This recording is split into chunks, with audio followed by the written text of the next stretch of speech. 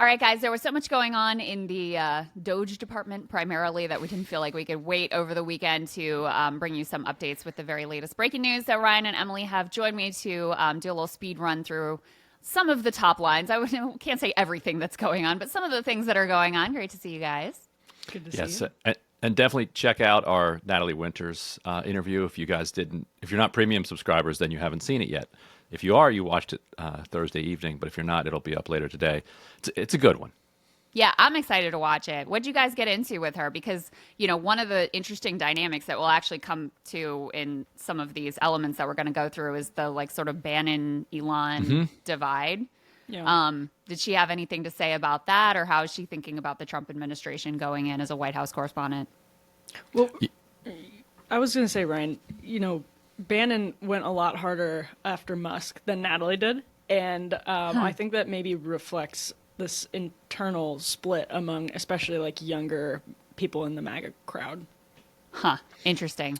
She did say that, the number one kind of political force that can stand up to Musk is kind of the Bannon wing, the I posse. agree with that. Yeah, because they're not going to listen to me or you. So, No, they are not. The person who has some credibility and traction with that crowd is Steve Bannon. But, in a lot of ways, he's also at a disadvantage because Elon Musk owns Twitter, and Elon Musk gave $250 million to Trump and helped him get elected and has been given this whole of government mandate and is doing a sort of speed run through the federal government. So we've already seen, the way that his wishes have been enacted, whether it's, Trump's preference on H-1B or the gutting of things like the SEC, the CFPB, the removal of Lena Khan. These are not directions that a Steve Bannon would want to go in. So I think it's one of the central fights to watch. Yep. So anyway, guys, definitely check that interview out. Let me go ahead and pull up our first element here to sort of set the mood for all of the things we're going to discuss, which is we've got the new Time magazine cover that you can see here with President Elon Musk being depicted. A lot of people, Emily, sort of speculating this could get under Trump's skin. I don't know. I have been expressing a lot of skepticism that there's any sort of near-term breakup coming here. What are your thoughts? By the way, when I first saw this, I actually thought it was AI until I had to go and confirm it. But it is not AI. This is, in fact, their new cover. Yeah, I mean, there's, of course, speculation. This seems like a math. It seems like an equation, right? That's destined to have one outcome, which is that you can't have two men like this acting in concert for as long as they already have, because Donald Trump notoriously gets jealous of other people being called president. This Time magazine cover is almost designed to make him hate Elon Musk because he's sort of notorious for feeling threatened and feeling like he loses credit and all of that when we see depictions of other people in his orbit that look exactly like this magazine cover. So, on the other hand, that's kind of how he and Steve Bannon had their falling out, right? In his first term, very quickly, where, Bannon was kind of taking too much of the attention and going and freelancing and just talking to the press in ways that Trump didn't approve of or whatever. And he got axed very quickly for much more minor transgressions, much more minor power grabs than what Elon is executing right now. Well, and I would just say, on the other hand, what makes me think they still have a ways to go before this comes to a head, even though it's amazing that it's already not come to a head, is that they both have so much to lose. Now, from Elon's perspective, the reason that he is doing all of this is because it is giving him vast opportunities. Maybe charitably he has some type of ideological investment in it, but he also has vast resources now at his disposal for power, for money. Right. But I think for him, power is probably more important. And he can have some of that power taken away if the president of the United States says, you're out of here, I'm canceling these contracts, buy SpaceX, buy, it seems ridiculous, but that's all very possible. And from Trump's perspective, Musk is a source of power. So, people can debate how much on each end, but the bottom line is they both have a lot to lose from that relationship being blown up in a way that it wasn't the same with Steve Bannon. Yeah.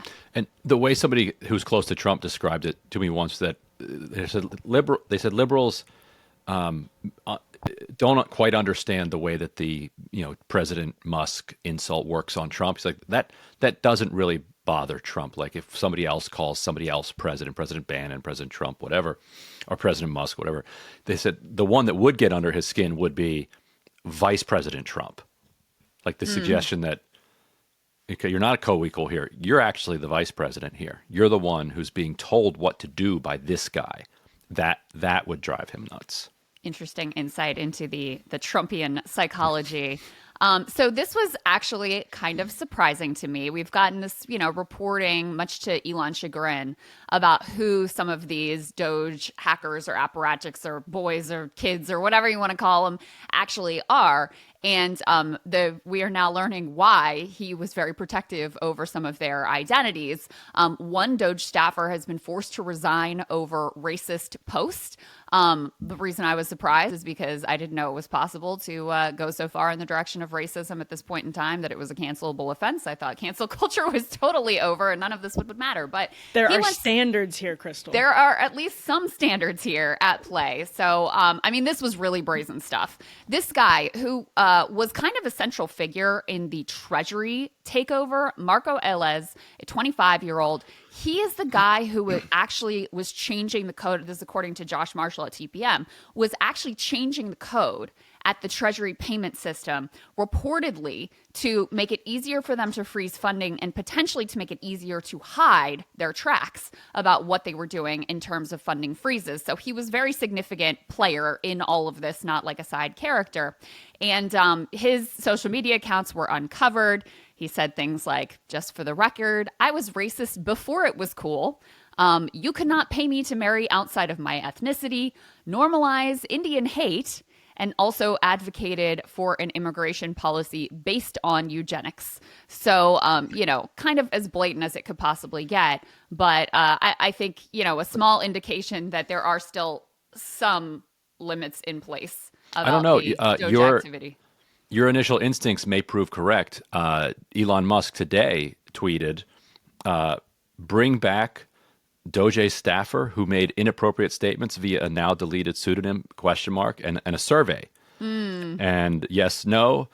After 370,000 votes, 78% of his followers say yes, bring the guy back. Bring back the eugenicist to the have control over our pseudonym was payments. Big Balls, as people probably know. So Big Balls. So there's a reply under this quote. It says, Big Balls deserves a second chance. Seriously, though, have a talk to him about the racist stuff. Not cool.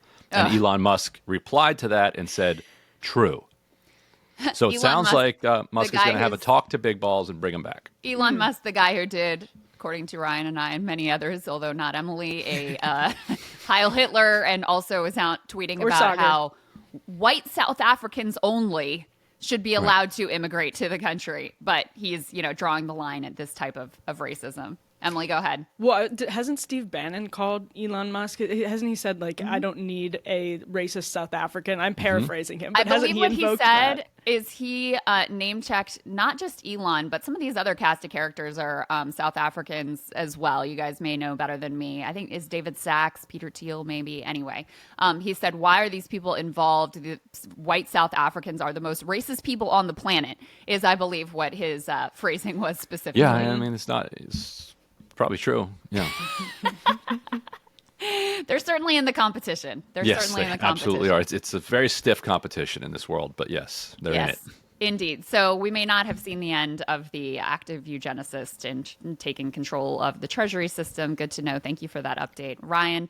I also wanted to get to the actual latest in the feud with Elon and Steve Bannon, because I do think this is a really important political dynamic to watch. Because as we were mentioning before, liberals, leftists, Democrats pushing back on what DOGE is doing is not going to have much of an impact. But if you have significant parts of the MAGA coalition really dividing over this, that could be a more significant challenge for them. So The latest is Musk responding here to Bannon. They say he torches Bannon to rekindle MAGA civil war. I mean, it's the Daily Beast. It's a little bit of a clickbaity headline, but I'll tell you what he said.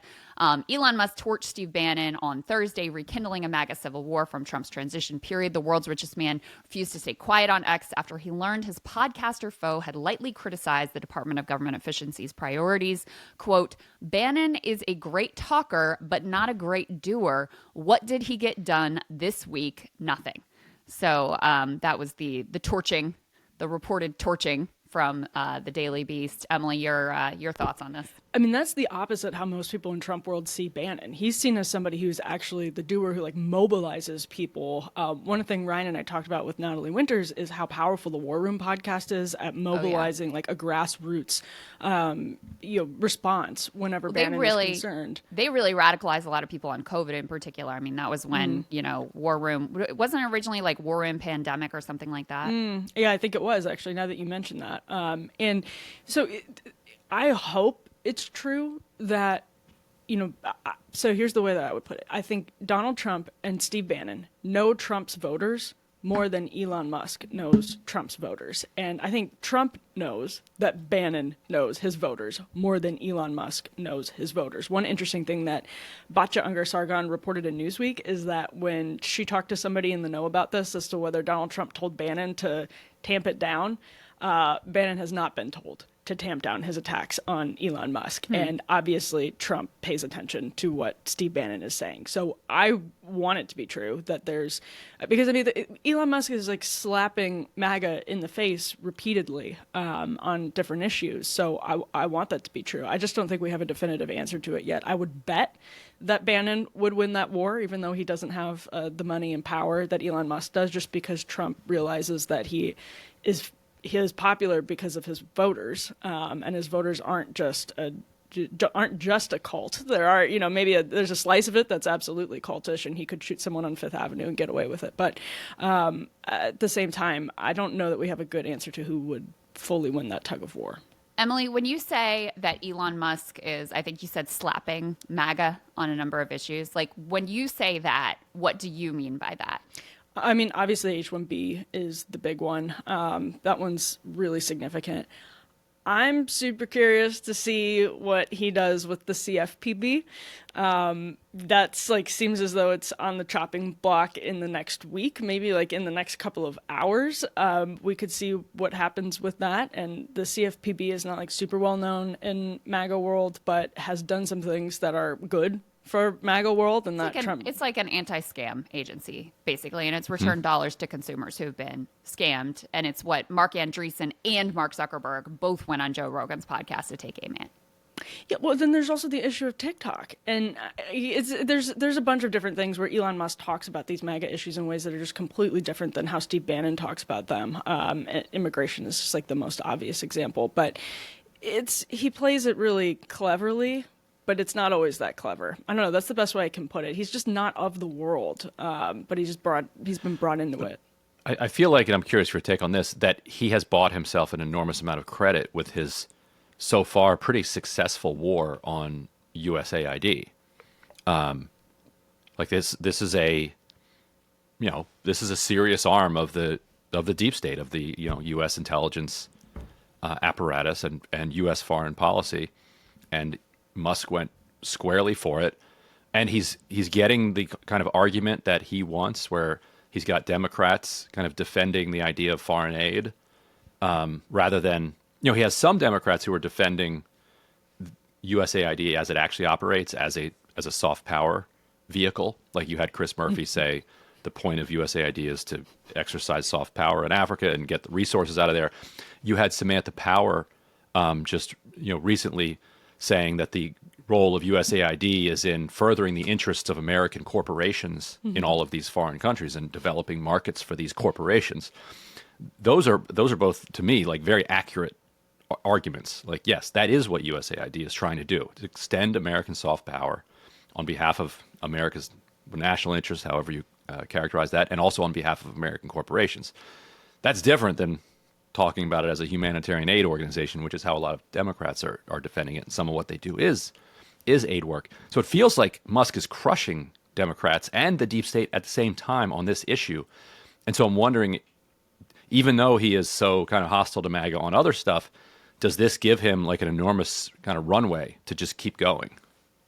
Well, I mean, that's a huge question, and it depends on, I think, what happens at places like the Department of Labor, which is going to come to a head. There's going to be confirmation hearings over Trump's nominee for Department of Labor who supports the PRO Act, for example, and they've said that the Department of Labor is next on the chopping block, and that's where you can really see the rubber hitting the road, where people like Sean O'Brien are suddenly going to have to answer for Trump allowing Elon Musk to run rampant through the Department of Labor, and you'll start to see news by the hour if Right. he goes to labor. Right, and Musk's USAID. companies are trying to make the NLRB unconstitutional. Well, and not only that, this is a recent update. I just saw this yesterday, but yes, Musk's companies and a few other companies too, by the way, are going through the court system, arguing that the National Labor Relations Board, which is what resolves any sort of disputes when you have, workers trying to organize or, any like labor violations, they resolve those disputes. They were very important under the Biden administration in terms of like the Starbucks grassroots movement,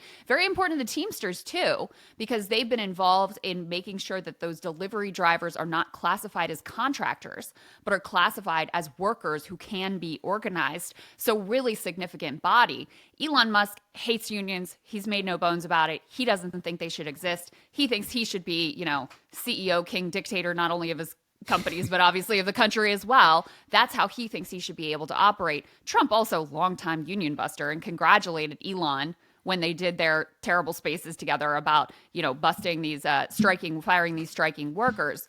So the NLRB was, under the Biden administration, of course, defending its own constitutionality, saying, yes, we have a right to exist and it's not unconstitutional, et cetera.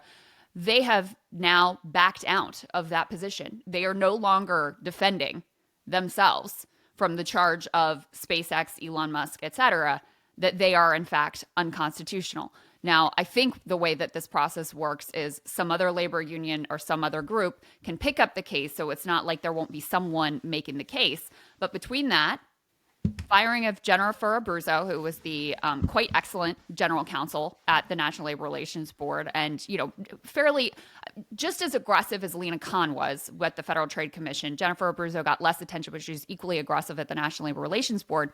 He also seemingly illegally fired one of the board members, removed her from her position. She is actually suing in federal court over that, but that has already made it so the National Labor Relations Board does not have a quorum and cannot, any of these labor disputes, they cannot weigh in and decide anything at this point. So that's where I see, I'm skeptical that Steve Bannon does win this fight, because it seems to me like Elon's already won. Like the National Labor Relations Board is already gutted. The CFPB is already gutted. The SEC is already gutted. And, I see very little in the way of, significant MAGA-based pushback on any of these priorities, which are big priorities for Elon Musk and are directly contradictory to the ideal of the populist right as articulated by people like Steve Bannon. And part of this is Musk knows that the institutional right is very new to being pro-labor, and most of it isn't still. Most of it is still sort of against unions, but there are, there's people like Orrin Cass and American Compass, and some of them are actually in this presidential administration and, in middle positions for the most part. And that there's no reflex to defend the NLRB, which, I had no love lost between me and the NLRB, but as it represents something for the MAGA labor coalition, the Department of Labor itself will be much more higher profile, and that's where I'm super curious to see how, first of all, the Republican senators handle that confirmation hearing, because my expectations are extraordinarily low that they understand what Trump voters want to see from that confrontation or those questions to Lori Chavez DeRemer. But I think Musk is trying to move, he's doing the flood the zone, which is the weird Bannon-Musk concert right now, that they're acting in concert on this idea that you flood the zone, you do as much stuff as possible, and because the institutional right doesn't have a literal reflex to defend the NLRB or the CFPB, you get away with it. And then maybe people can pick up the pieces when all is said and done, the dust is settled. But yeah, I think it's doesn't outrage the right, because the right doesn't have this like deeply rooted history of Ryan has to take a cake out of the oven, so he'll be right back. But yeah, I mean, there are a couple people who try to put the meat on the bones of this intellectually and into the policy space, but that's just not there yet. Emily, to be honest with you, I see it as sort of like a mirror image of the way that it's a very similar, actually, playbook as what the corporate Democrats do, where they'll use cultural signals and actual cultural positioning to cover for the lack of an agenda with regard to, delivering for people materially or, busting up corporate power. So, that's where like all of the corporate virtue signaling and, we're going to, pass a resolution in favor of women or whatever, that kind of stuff. The equivalent on the right is, and this isn't to say that this stuff isn't real and doesn't have any impact, but I do think it's a substitute for delivering materially and delivering like on the corporate power and the pro-union part of the agenda. So it's like, we rolled back DEI. We had, the girls in the Oval Office to sign the executive order about girls in sports. We'll do some like sort of performative immigration enforcement, deportation, I would say cruelty. Others will, you can characterize it however you want, to satisfy what has been promised to the base, while the oligarchs take the real power and, grab everything for themselves effectively.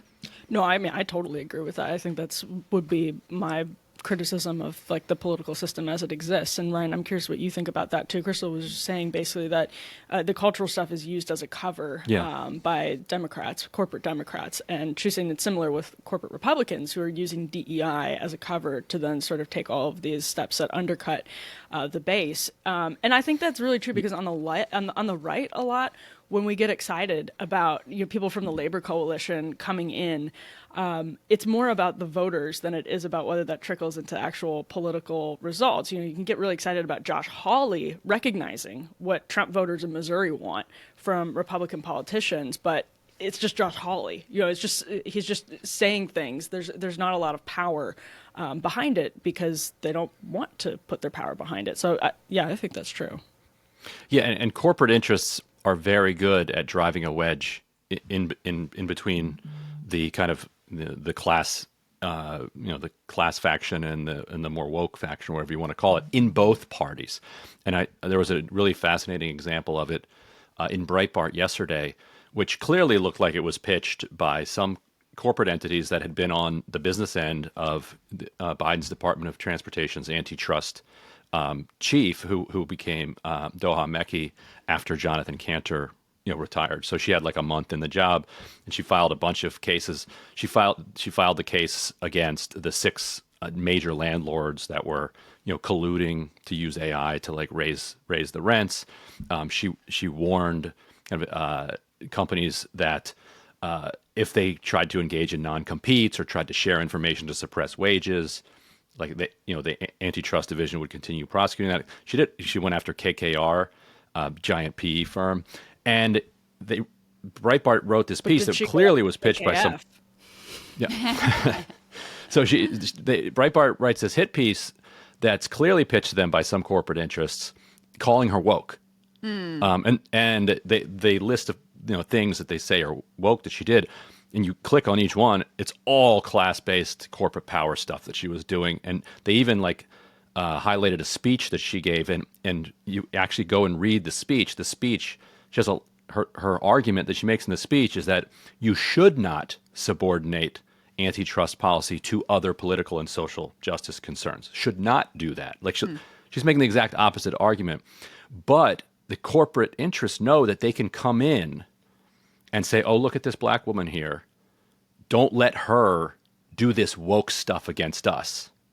You right-wing populists should be against her because she's woke, when in fact, she's coming after corporate power on behalf of all people. So it's a really clever wedge that people are able to drive through both parties, and we just have to be constantly. It happened with Lena Khan watchful all the for time. It happened with Lena Khan all the time. No, they're like, oh, look at Lena Khan being woke. It's like she's the last thing from woke. It's like, yeah, right, exactly. You're lying. I mean, the perfect example really is Mark Andreessen going on Rogan's podcast with this agenda. CFPB and Stolar's done, of course, great work about talking about how some of his portfolio companies had like run some scams and run afoul of the CFPB. So he has an interest in getting rid of this agency.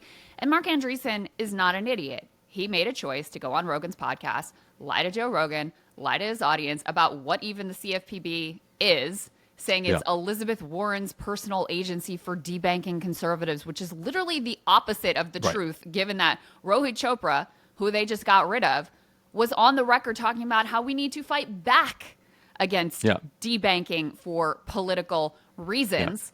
But, you know, that argument was and Rohit largely successful. Rohit was taking hits on the left for allying with the right on that debanking question. That's exactly question. right. Yeah. That's exactly right. And you see it too in the coming onslaught on the Department of Education, right? Conservatives have been primed to hate education, public schools, higher education institutions, et cetera, because they've been told like, oh, they're indoctrinating your kids in gender ideology, blah, blah, blah. And so they've already gone through and identified all of these Department of Education workers who like attended some mandatory required diversity training and flagged them for firing because they're quote unquote DEI. But of course, the reality is that public schools are really important. They're actually especially important in rural America. Some of the things that the Department of Education does are like, you know, special education. So everything from if your kid has what's called an IEP, right? Some of that funding comes from the federal government. So it's everything from, you know, my son has been in speech therapy since he was little. So those sorts of things, all the way up to kids who have more profound disabilities. You're talking about funding for free school lunches. You're talking about, you know, districts that have a larger body of poor students disproportionately impacted by this funding. And actually it's red states that are largest beneficiaries.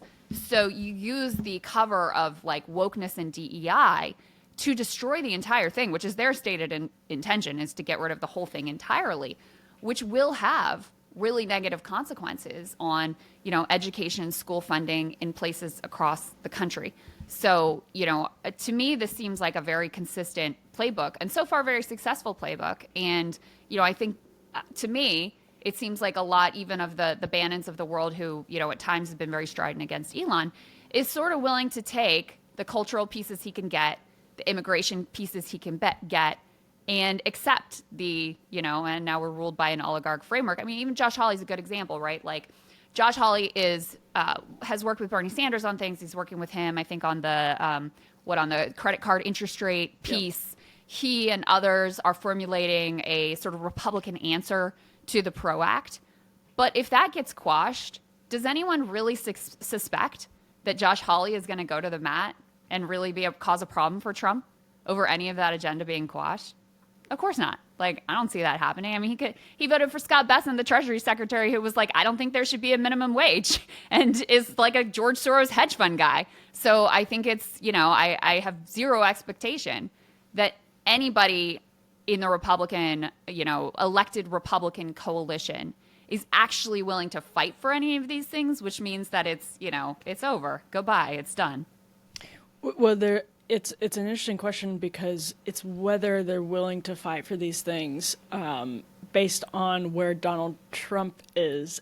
Like this is what like a lot of Republicans could revert back to like totally old school GOP labor positions as soon as Trump is gone, because he's not there to sort of be the one that creates these litmus tests around his personality, because that's what's important to politicians right now, is looking like you're voting as closely the way that Trump wants you to as possible. Mm-hmm. That's right. And so with him gone, it's like everything is going to be up in the air, and just based on muscle memory, a lot of it I think is going to fall right back into place, to be honest. But people like Josh Hawley are interesting because whatever we think about Josh Hawley's sincerity, and you know, he did write his dissertation on Teddy Roosevelt and all that, and we could get into that. But whatever you think of it, he's really smart, because he knows better than most politicians that Trump voters are not Tea Party Republicans, that they are they are different They are totally different, and you have to approach them differently. And that's why his comment after Trump's wild Netanyahu press conference this week, Josh Hawley told the New York Times, no, we should be spending that money here, not in Gaza. I thought that was really interesting. It was something where he was willing to break, but we don't know, to your point, what that looks like in substance beyond statement in the Republican Party. Yeah, because Ryan, we covered that comment at the end of it was like, what did he say? Like, but I'm going to keep an open mind or something like that. Like, we should weigh a lot of possibilities or just be. I think that's just being kind of polite to the boss. Yeah, exactly. Yeah. But no, I mean, I think you're right, Emily, and that's what I think Bannon, in the New York Times, really in his interview indicated that the real battle is to get Donald Trump on your side, because he is the one ultimately that has the cult following that everyone wants to make sure they're not running afoul of, et cetera. So I think you're right about that. Let me just go ahead and quickly go through some of these other news elements, just the latest the latest agencies that DOGE is hacking into. So we've got the Federal Aviation Administration's air traffic control system to make rapid safety upgrades. That to me is quite terrifying. This was something that Trump previewed as well. Of course, this comes after that horrific crash at DCA. And so, again, it's one thing to run Twitter into the ground and have it like crash and break. It's a different thing when you're talking about literal airplane crashes. And another one apparently in Alaska. We're still waiting for word, but a flight has disappeared in Alaska with 10 or 11 people on board, which is just it's just too many too quickly. Yeah. So, I mean, here's an idea that they should consider: go to Congress, get a bunch of money, and actually invest in significant upgrades to the system, and then let these geniuses upgrade the system. Like, yeah, I mean, the computer system the federal government runs on is like from the 50s and 60s. Like, if they want to take it seriously and upgrade it, I think they should go for it. That doesn't mean you just send in big balls, writing some code overnight. Right. For a one-off, Red Bull and Adderall fueled hacking coding session. It's not the best idea to play with these things. There's a question for a lot of conservatives, like people who are ideologically have long been committed to the idea of limited government. They would say not small government, but limited government, which means it's relative. Like, this is how it's explained in conservative movement circles about whether, if they're looking at a cost-benefit analysis of DOGE, it's worthwhile to throw a hand grenade into all of these agencies and worry about solving these problems later. Like, any of the downstream problems are outweighed by the benefit from their perspective of getting rid of the CFPB or getting rid of USAID. Like, don't worry about PEPFAR, just get rid of USAID. And what they need to think about, seriously, I was talking to a bunch of people about this last night, is the cost benefit analysis of that can be way, I think they're underestimating how these downstream consequences could be the opposite, outweigh just getting rid of the Department of Education or USAID. And actually, we booked the author of the Project 2025 chapter on the Department of Education for next week's Counterpoints. So people should tune in for that. It'll be, because that's what I think the biggest question is, for them. Elon doesn't care about off-ramps. He doesn't. He's used to moving fast and breaking things, to steal a line from Silicon Valley. And that, in our fragile government systems, has very different consequences than Silicon Valley. One of the things that guys, I got to interrupt, though. I got to go pick my wife up from an appointment. Okay. So I'll let you guys wrap this up. Will it leave my screen here? No, if you just close out, you're good. Okay. Yeah. Even though it's not uploaded? Does it say it's uploaded? Oh, well, let me... Shoot. Well, it's 99% uploaded. Okay, you should be can fine. Just click, just click leave, and then just don't close the browser window, and you should be good. Oh, okay, got it. All right. Thanks for joining, Ryan. See you guys. Bye. Yeah, and one of the things too, I think that there's also, I think it may be a misnomer to say that they're shrinking or cutting the size of the government or finding efficiencies or whatever. It feels to, I mean, that some of that is happening, but it actually feels to me more like this is about a consolidation of power than it is really about, a sort of like conservative shrinking of the government.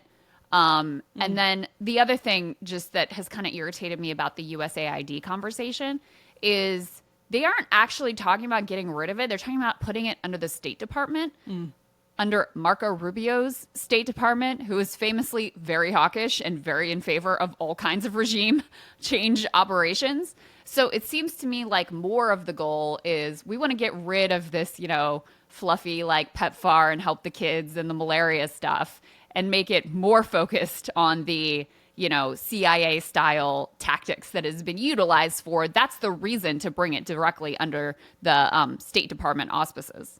It's this interesting battle between people who want.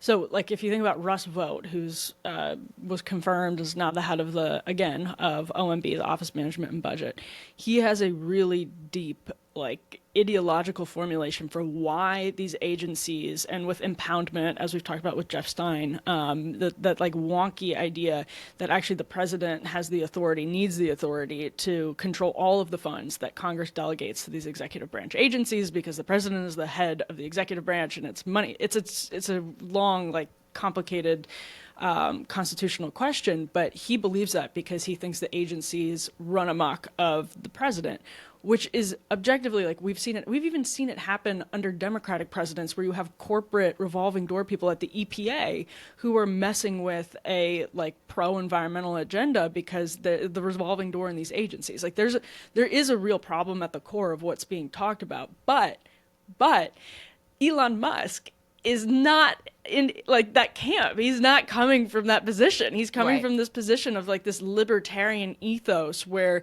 the government's inefficient.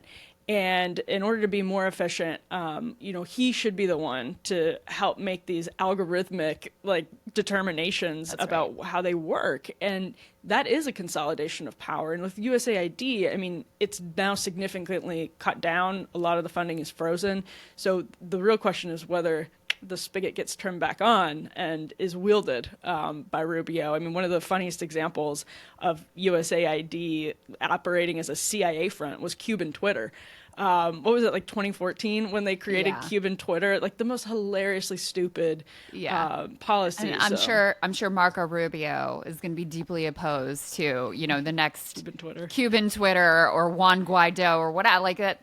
That's what to me has been like silly about some of the conversation about this is it's been very naive. Now, I do think in a certain sense, the Trump administration has embraced a shift away from soft power and towards like 1800s style and early 1900s style open imperialism. Like, we're just going to take it. We're just going to take Gaza. We're just going to take Panama. We're just going to take Greenland. It's not. Don't forget Canada. It's not. We're gonna fund some pro-democracy news organizations and do some secret undercover and like foment some dissidents, freedom fighters, in the words of Chris Murphy. It's like, no, we have a big army, and so we're just going to take it. So I think that plays into this ideologically as well, where it really is a return. Trump talks about William McKinley, like that was one of McKinley's big things, was sort of launching American imperialism. Return to this old school, might makes right. We're going to come in with our army and we're going to do whatever the hell that we want. And we don't care about like national sovereignty or borders, all the post-World War II order that was set up and established by the U.S. and was not always, by the way, abided by the U.S., but that's another story for another day. But we're done with that. Might makes right. We're going to do it because we can.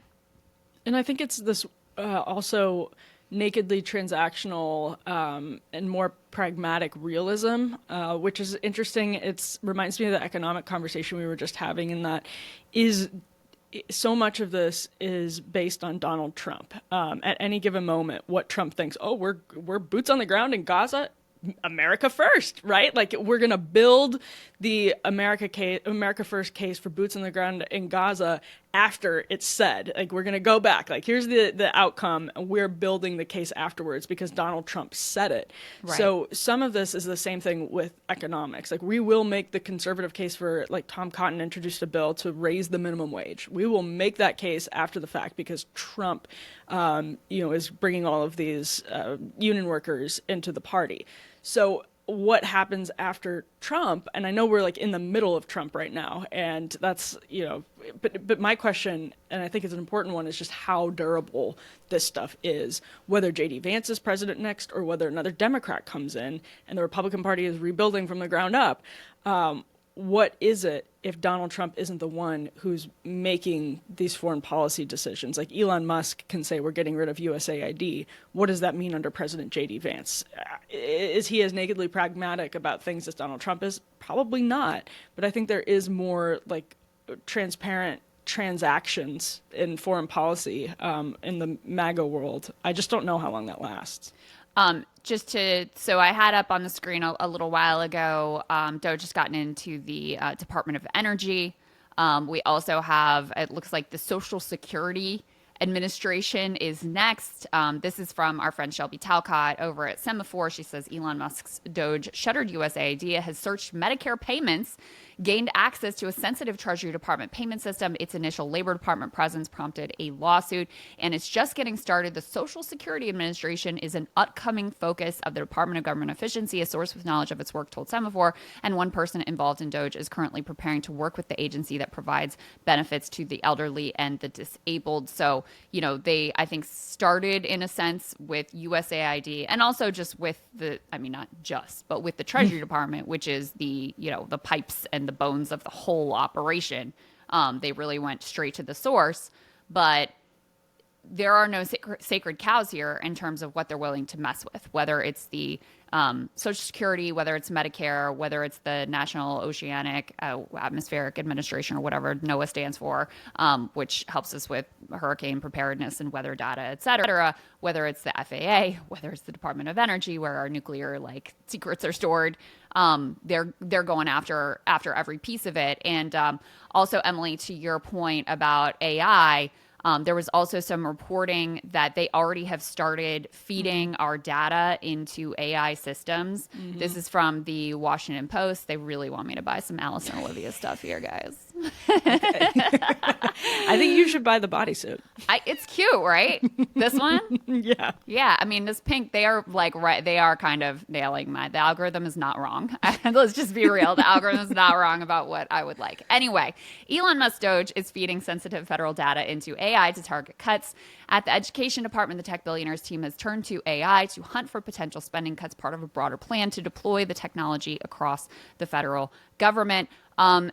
This is, they were using Microsoft's cloud computing service to feed all of this information, a lot of sensitive financial data, personal data, work trip expenses, all contracts, grants, all this stuff into AI. And, there's a lot of reasons to be troubled by this. First of all, AI, for anybody who has used any of these services will know, it still will just make shit up. It still hallucinates. Except with Alice and Olivia. It was right about that. Yeah, they didn't know. The tech oligarchs did nail me with that one. But yeah, it'll just make shit up. And it will also, when you feed data into these AI systems, they take it and they keep it and they actually learn from it. They eat it in a sense. And so all of this is being fed in, and of course, very little oversight, all of those sorts of things. So just one more concern about what the hell is going on here and what it means for all of us for the future. I mean, there's really great uses of AI, and there are really terrifying uses of AI, and we're asking to put trust. We're being asked to put trust in Elon Musk and a posse of people who have never worked in government. And a 25-year-old eugenicist. Big balls. And yeah, we're being asked to put our trust in this really small group of people who come from the tech world and seem to be uninterested in a lot of pushback because that's, Elon Musk's kind of ethos. So, yeah. Good luck, everyone. I wanted to get your take specifically on this, Emily. So Russ Vought was in fact confirmed at the OMB. And, he was, as described here, a Project 2025 architect. This was a strict party line vote, 53-47. So not a single Democrat voted for him. Not a single Republican voted against him. Of course, we were told a million times during the campaign, like, Project 2025, what even is that? Of course, because it was polling terribly. I mean, it really actually broke through in a way that was surprising to me. And normal people were like, we want nothing to do with this whatsoever. Well, now the architect is installed as the head of the Office of Management and Budget, which is very powerful and influential agency. Not to mention a lot of the pieces of Project 2025 are being implemented as we speak through executive orders, through some of the DOGE actions. I mean, Department of Education and the National Oceanic Administration were two areas that were targeted specifically by Project 2025. You said you were having the author of that chapter actually about the Department of Education on Counterpoints next week, which is great. But, what is this thing? What is the overlap between DOGE and Project 2025? How do these things fit together? And what is the sort of ideological valence here? The Project 2025 world is very uncertain about how it fits into the DOGE world, interestingly enough. That is interesting. So I took a little victory lap on this yesterday on Twitter and said, like, this is what I was telling Ezra Klein on his podcast back, I think it was like September. Trump legitimately has no idea what Project 2025 is. Now he might have some vague idea about it. He's not going to read a think tank white paper, that's for sure. But it was always going to be the case that if he won the presidency, it would be staffed with people who were involved in Project 2025, no matter what he said. There were leaked reports, I'm assuming, from like Susie Wiles and Krystal along the way saying he's not going to hire anybody who was involved in Project 2025. Are you kidding me? Well, the conservative movement expended so many resources. It wasn't just the Heritage Foundation into Project 2025. This was intended to go to the desk of Ron DeSantis, Donald Trump, whoever was in office, and be the bones of the policy of the administration. So there was no way they were ever going to ditch it. What's very interesting now, so Vought controls the purse strings basically through OMB, and he believes that he should be able to control the purse strings more in line specifically with what Donald Trump wants, that if funding was granted to education that they don't want to spend, Donald Trump can just say no, and then Russ can just not fund it. And that's this, I don't know that it's going to work in the courts, but part of their plan is to test that stuff in the courts. Right. And the question is, does Elon Musk end up cutting things in ways that actually hurt their ability to take some of these battles into the court? Does he start interfering with this very particular ideological project, to borrow the phrase? People are uncertain. I think most people generally like Elon Musk, and they like the idea of DOGE, which is the conservative movement's fantasy come to life, that you have someone like a CEO just running rampant, slashing and burning the federal government, and not really caring about the blowback, and flooding the zone, like Steve Bannon always talked about. I mean, it's like the dream come true. But it's sort of like the be careful what you wish for axiom, because they could end up with a lot of regrets for embracing Elon. Well, that's an interesting point about the courts specifically, because as you know, Emily, there's a lot of effort put in, especially on the conservative side, but it happens on both sides of the aisle. It's just because the conservatives are more organized than the liberals are, but to come up with what is the right test case to go to the Supreme Court, where we think it has the best chance of success. And so I'm sure there's been a lot of thought put into, if we want to get rid of this, 1974 Impoundment Control Act, which means that when Congress passes appropriations, that's like a ceiling, but we're not obligated. We get to, at the executive, pick and choose which things we want to support. Now, it's a relatively fringe legal theory, seems to directly contradict the Constitution and Congress having the power of the purse. So you really want to pick, even with this conservative Supreme Court, you really want to pick the case that is going to give you the best chance of success. Because in some ways, that's like the whole ballgame in terms of consolidating power in the executive, making Congress kind of irrelevant, frankly. That's what they did with Dobbs, yeah. So exactly. So meanwhile, with Elon running rampant, consolidating power for himself, taking on things that are pretty clear cut violations legally. For example, USAID has a clear authorization to be an independent agency, as passed by Congress in multiple different laws. So, that's not a great case to make. There's all of these cuts that they're thinking of just unilaterally doing may not be the best case to actually go through the court system and go up to the Supreme Court. So I could see where, a Russ Vought, also just in terms of his interest in his own power and relationship with Trump. To me, all these agency heads that, we've had big conversations about their confirmation, whatever, they've all been rendered pretty irrelevant. What is it? Betsy DeVos is going to be head of Department of Education. It's not going to be there. Linda McMahon, right? Oh, Linda McMahon. Sorry, Betsy DeVos was last time. Yeah, Betsy DeVos was last time. Linda McMahon is this time. I get my lady billionaires mixed up here. The Department of Labor lady. Okay, great. You support the PRO Act. The Department of Labor is going to be gutted. You're not going to be able to do anything. And so, a lot of these things have been. Marco Rubio learned about the USAID cut and him being made like acting director of USAID. He learned that the same way that all of us learned it, just like watching the news. Mm-hmm. So, so in a lot of ways, for all of these people who thought they were really getting these plum positions, they're going to have access to power. They're going to be able to throw their weight around, whatever, and they were going to have Trump's ear and be influential there. Elon has really kind of destroyed that image here. He doesn't, he wants to be the CEO dictator of the country. He wants Trump to be in the role of basically like chairman of the board, sort of ceremonially can do the little things that he's interested, that he wants to do his little tariffs, wants to make some big show of sending deportees this place or that place or turn the water back on, quote unquote, in California. Okay, go ahead. But meanwhile, Elon is systematically using his like hacker apparatchiks to consolidate power in his hands and is, according to Elon's own depiction of things, kind of going to Trump after the fact, say, are you good with this? Like asking for, forgiveness rather than permission, I think is the way that Ryan put it on our show yesterday. And so that means all these other people, like, they don't really matter anymore. It's Elon's show. Elon said that he went to Trump with his plans for USAID and explained it, quote, in detail. I think he said this on the Twitter Spaces or the X Spaces thing that he did like super early Monday morning, right? It was like 1 a.m., something like that.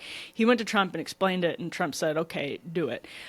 He's clearly not going to be doing that with everything. And what's interesting is that not just Project 2025, but like Project 2025 was a mandate for leadership that the Heritage Foundation has been putting out for decades. There are years, like voluminous plans for how to reform or eliminate some of these agencies that have been crafted carefully by conservatives over the course of decades.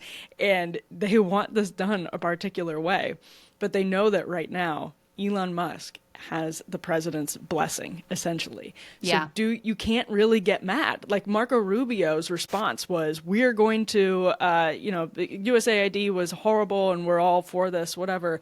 But just from a personal psychological power question, you got this, again, he's a, quote, special government employee. He is completely outside the law in how he's operating as a special government employee. We just had conservatives spending years talking about the, quote, rule of law. Mm-hmm. And obviously I'm on the Bannon wing on this question as a conservative. Like, this stuff is just horrifying. And, it's what you would expect from embracing Elon Musk. But it's just like, at what point do conservatives who have very particular plans for what they want to do with this administration start to resent Elon Musk? And at what point does that trickle up to Trump, if it ever does? But I don't know. I just don't know. It seems like an impossible marriage.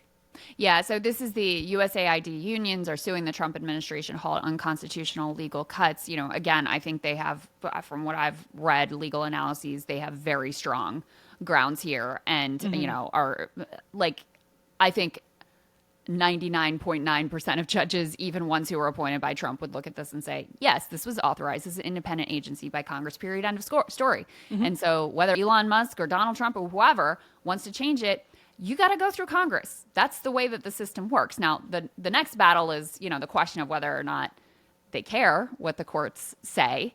that is kind of the next phase of the question and the potential, the constitutional crisis is whether or not they actually abide by some of these court rulings. But, some of these things have already been enjoined or, out and out sort of smacked down by the court system.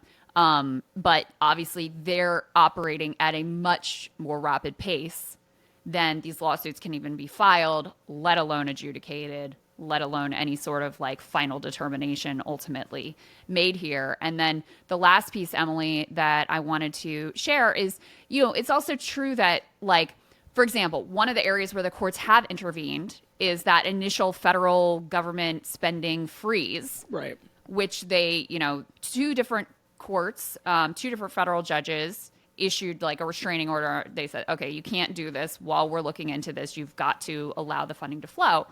But the thing is that the federal government, it's not like an on-off switch that you can just flick. So we're getting more and more reports about programs that are really critical that continue to lack funding. So this is specific to Virginia community health centers, but there's somewhere between 5 and 10 states that have reported a lot of community health centers, which predominantly serve rural areas like in Virginia.